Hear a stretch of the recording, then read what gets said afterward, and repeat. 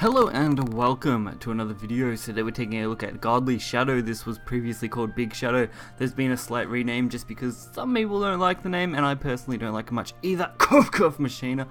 Anyway, we've got plenty of cards here, plenty of draw, plenty of ways to get those Zeuses into your hand. Again, I recommend running 3 and dropping Dragon Claws to 2, but otherwise, I'm really happy with how this deck goes, and it's probably the more fun Shadow deck to play in the current meta while still being reasonably competitive. So if you guys don't enjoy mid Shadow as much, you can definitely play Godly Shadow. It's a great combination of just big bodies, big threats, and enough early game control and board flood to keep you going. So we'll get right into some games and check it out. So our first victim for this video is a dragon. Always with the dragons, I swear. This meta really irks me a little bit because you've got dragons coming out everywhere. You just can't avoid them. There's nothing you can really do. Especially when you're playing Portal and you get absolutely stomped by dragon. It's always great fun. But luckily this Shadow deck does quite a good job at dealing with dragons, especially since even though their big threats are normally dropped, they have to deal with Zeuses, which do have Bane, which is quite difficult for a Shadow player to not have on turn 10, which is when Dragon really wants to be throwing down all their threats. Plus you can usually use things like Underworld and Lurching to deal with anything before turn 10, so usually you're pretty right, and if you're lucky you get Zeus out on 8, which is even better. So we do get the Gloomy, which is perfect. You really want to line that up as much as you can in the early turns so that Zeus is ready for the late game. Plus, getting Lurching out on 2s always feels nice, except when you get Breath of the Salamander. So we see the Dragon Sword come down, no real concern to me. We have a Lurching Corpse, we have a Demon Eater. It's a good way to remove them, especially since we've got Lurching Corpse and Necro Assassin in hand as well. Really not concerned with their big threats in the late game, so using this early is just fine. Plus, getting that draw is important since we've already set up Zeus. We really need to get those cards that are just going to summon what we need. But of course, Sybil, bane of my existence, healing, ramping, and dealing damage, all in one card. It beckons me. God, I love Gloomy's voice, so off-putting. So, quick Necro Assassin, deal with that. We're going to set up turn 7 pretty quickly. I mean, we got double Kawi, which means we can actually go 7-8 if we need to, if we don't draw into something to summon Zeus. God, that card's become annoying. And Lurching Corpse, plus Skull Ring, full board flood. Do decide to throw the Necro Assassin up to 5 and deal damage to face.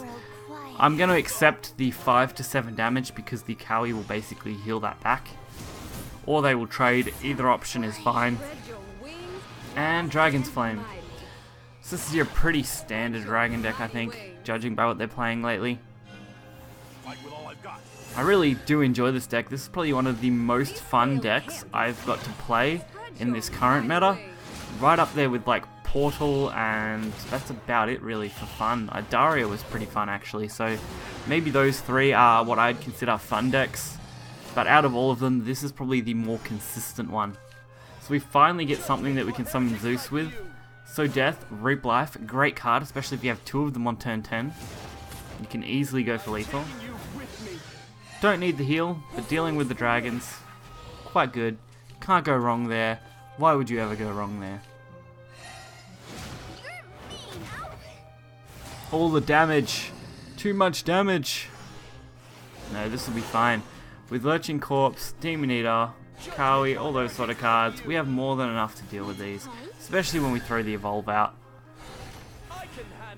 It's good when they have some good statted followers. It means we can remove this 2-2, leave up the 4-3 and the 5-5. If they use the 5-5, the 4-3 dies.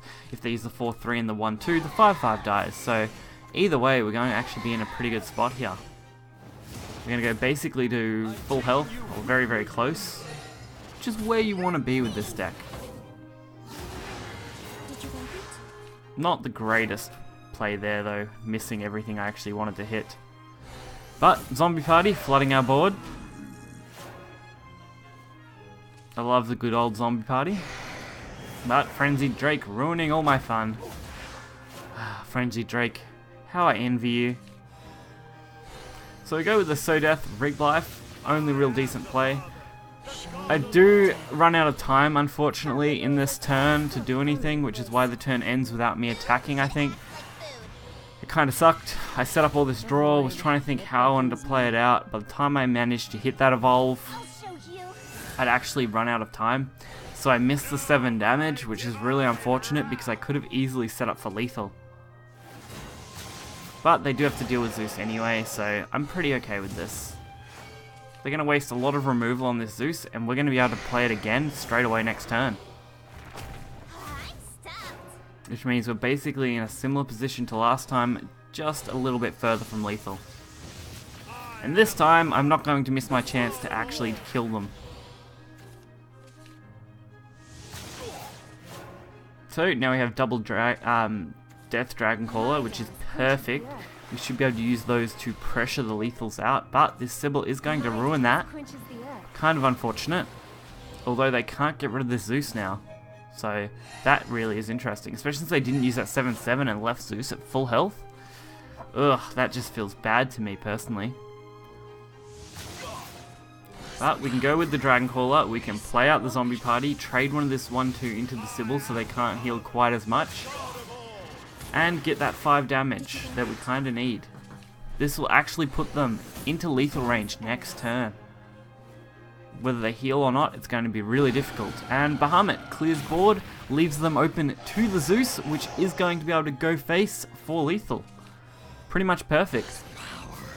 I can't think of many things that really would have done better, I guess. The only option would be like Dragoon to clear my board, deal damage to my face, and that would have been it. Otherwise, it would have been hard to deal with all of that. The second victim I've got for this video is Forest. Portalcraft is always interesting. You never know whether to expect elephant or aggro these days.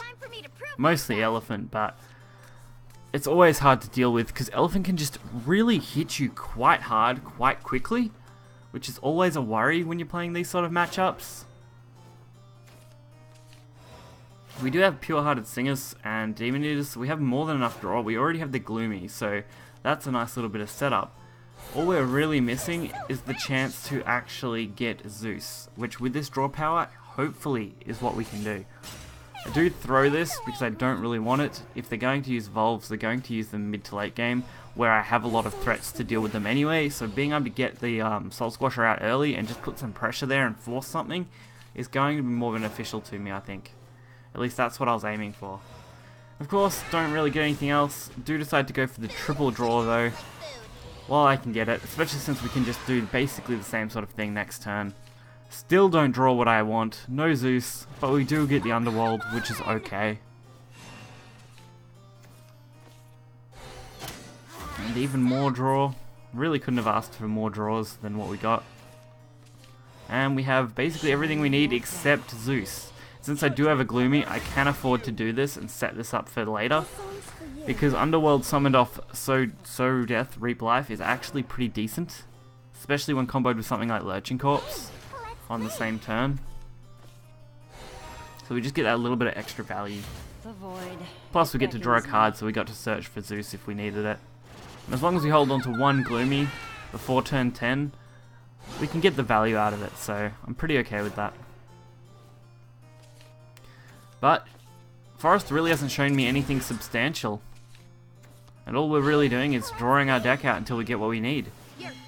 So unless they can either put more pressure on the board or just throw out a huge threat like Elephant soon, I think Forest is going to have a hard time dealing with this.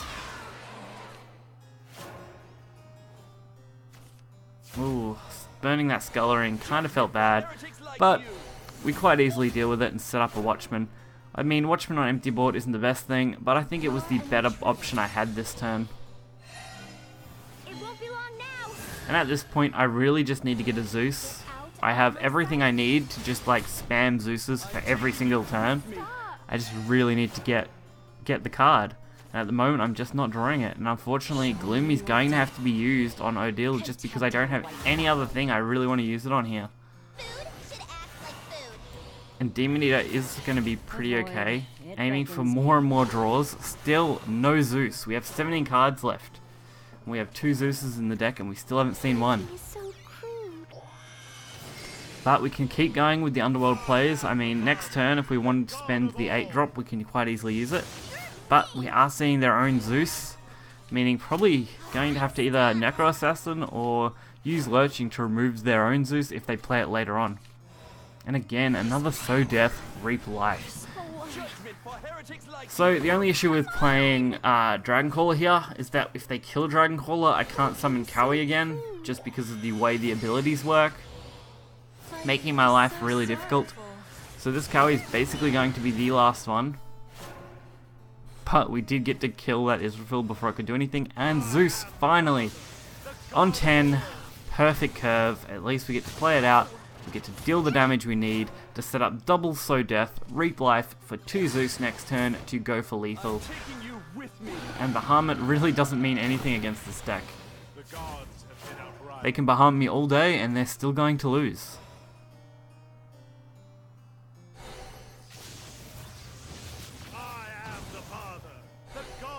So, double Zeus, going face. God, I love this deck so much, guys.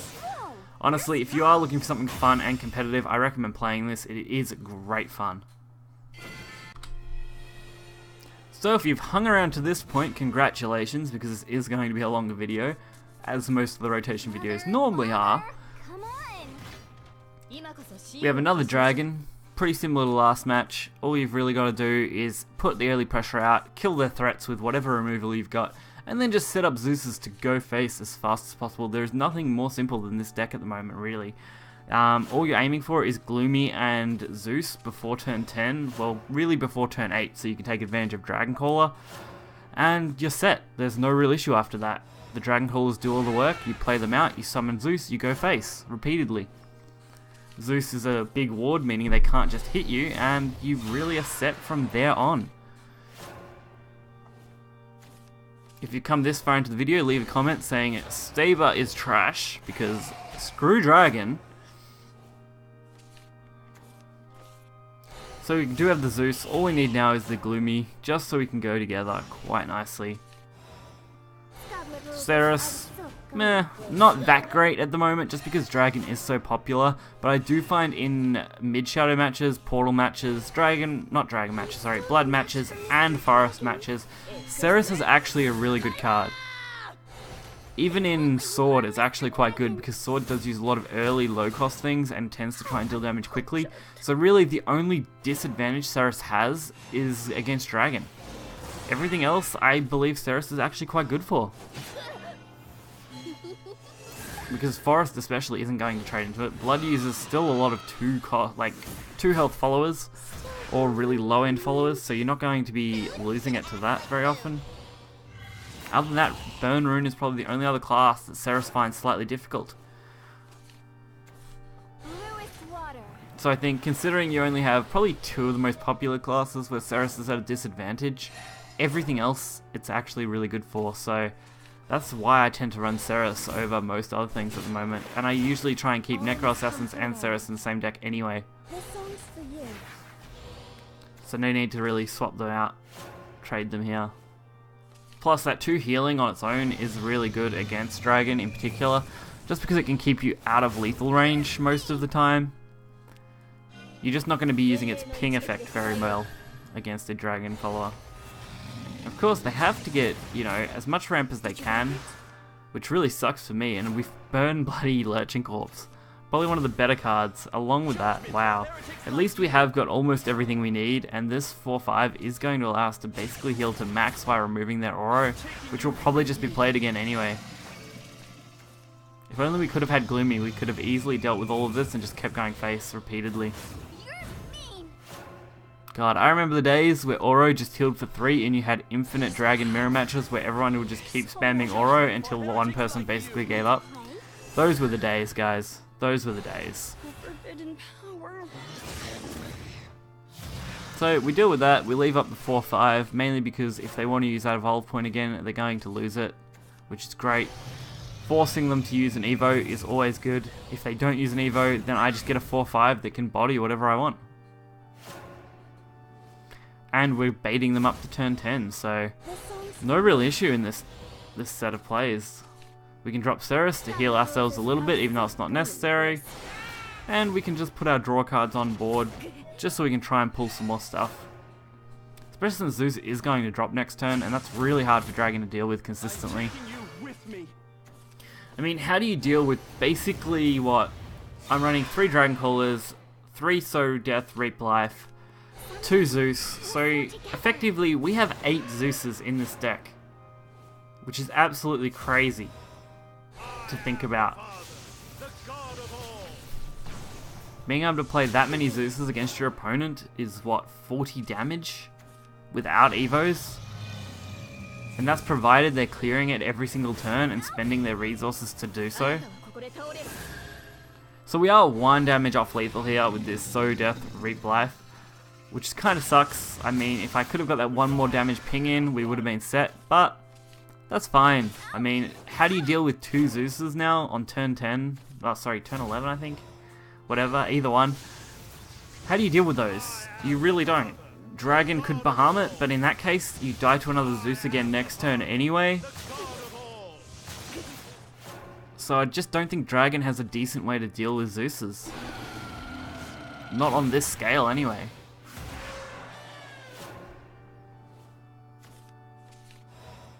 See, Bahamut, and I just Dragon Caller straight to Zeus and end the game. Could have also used Sow Death, Reap Life and played a bunch of other cards, or I could have just dropped O'Deal if I really wanted to. So this deck honestly just has so many great options, that's why I really love it. It probably isn't on the same level as Mid-Shadow, Dragon and Burn Rune. Especially Burn Rune matchups, they can be quite difficult. But it does kill Dragon quite effectively. Mid-range can still struggle against it because you are healing, which is hard for something like Mid-range Shadow to deal with all the time. And most other classes just get rolled by Zeus once you get there. So honestly, I don't see how this deck isn't more popular. Like, I really win a lot more games with this deck than I do anything else right now. So if you do want to play it, make sure you check out the link in the description below. Hit that like button and subscribe for more content. And we'll see how this goes around nerf time. So, hope you guys enjoyed it. Catch you next time. See ya.